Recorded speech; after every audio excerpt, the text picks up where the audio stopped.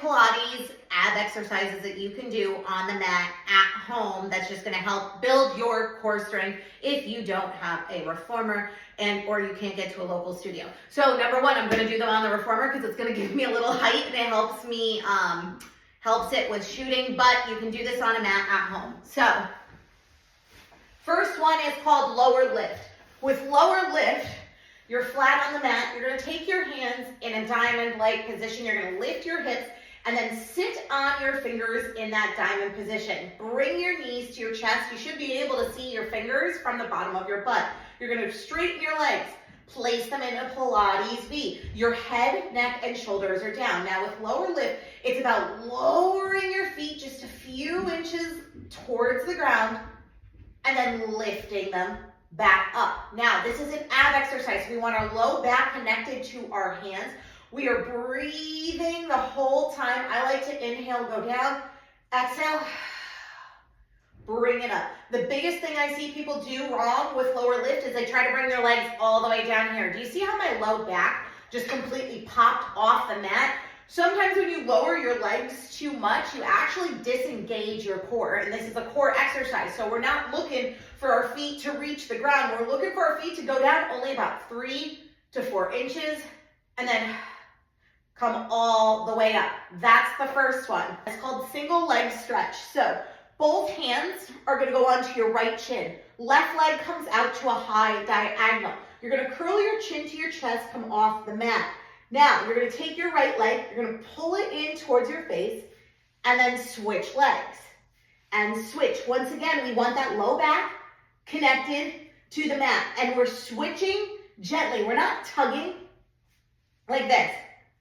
Our upper back, not our upper back, our upper torso is staying in the exact same position. It's not moving. We're not looking at our toes, we're looking down at our core. And you keep switching. Switching to advance the move. You place one hand on the ankle, one on the shin, and then switch. And then switch. I might have done that wrong hands. And switch.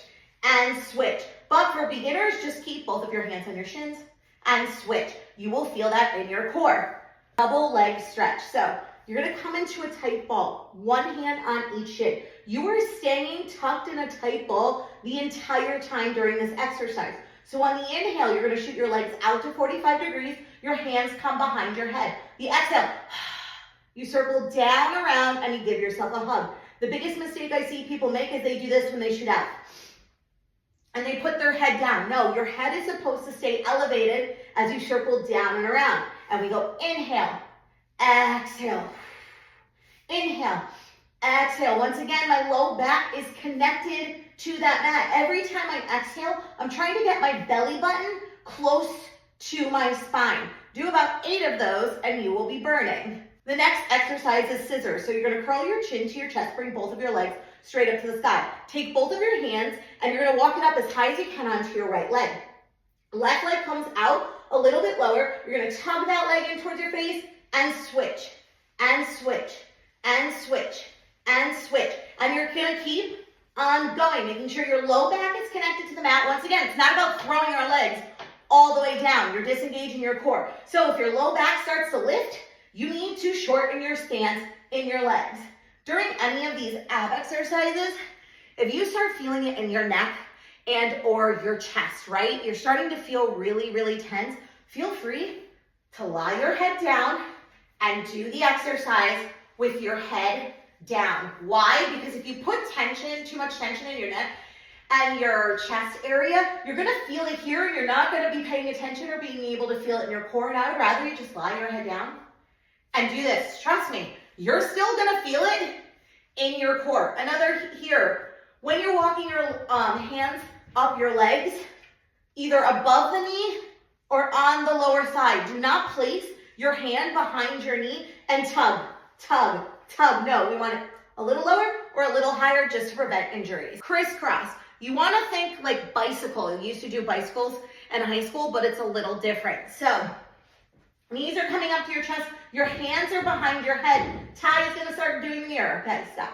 Okay, hands are behind your head. You are taking your right elbow, twisting it towards your left knee. Now, this is the bicycle that you do in high school. This is not what we're doing here. What we're trying to do is we're trying to get our armpit up to our knee and lift. And then come to the center. We're twisting, trying to lift as we extend that opposite leg. Come back center, stay lifted. And twist and lifted. This one's so hard. Ugh. As you can see, I struggle getting my armpit to my knee. Oh my God, I did 3 of those and I'm dying. Try to do 8. Are the big 5 ab exercises that you will typically do in class. They vary depending on what apparatus you're on, but you could do those at home on the mat every single day and get a really great core workout. I would aim to do at least 5 to 8 sets of each.